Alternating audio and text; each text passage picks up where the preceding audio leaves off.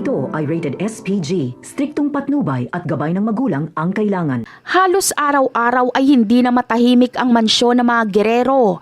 Lahat ay abala sa pagpaplano kung paano mananalo sa politika.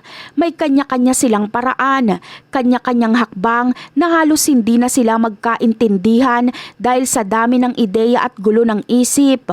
Ang bawat isa ay gustong mangibabaw. Sina Jackie at Miguelito ay nag-isip ng kakaibang paraan. Ginamit nila ang puso para makuha ang loob ng mga tao.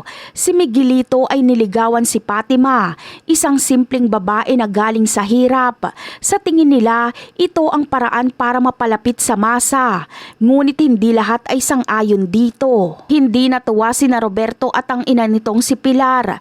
Para kay Pilar, hindi dapat makapasok sa kanilang pamilya ang mga mahihirap. Ayaw niya muling madungisan ang apelyido nila. Para sa kanya, hindi pantay ang mayaman at mahirap. Ang ganitong pag-iisip ay matagal na niyang pinaninindigan. Dahil dito, nagalit si Jackie. Pakiramdam niya ay siya ang gumagawa ng paraan para manalo sila, pero siya pa ang minamasama. Pero hindi niya napigilan ang sarili at ipinakita ang kanyang sama ng loob. Bago pa lumala ang sitwasyon, agad silang pinigilan ni Roberto at Don Gustavo. Makalipas ang ilang oras, mag-isa na lamang si Jackie sa terrace, tahimik siyang nakatingin sa malayo.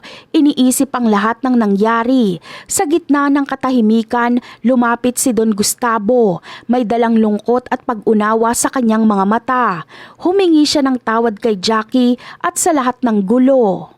Habang nagsasalita si Don Gustavo, dahan-dahan niyang hinawakan ang mga kamay ni Jackie. Pinaparamdam niya ang kanyang paggalang at paghanga dito.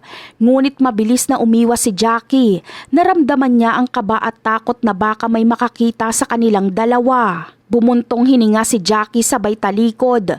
Umalis siya nang hindi na lumilingon. Naiwan si Don Gustavo sa terrace. Tahimik, malalim ang iniisip. Sa likod ng lahat ng ingay sa politika, may mga damdaming pilit itinatago. At yan ang aabangan natin. Bye!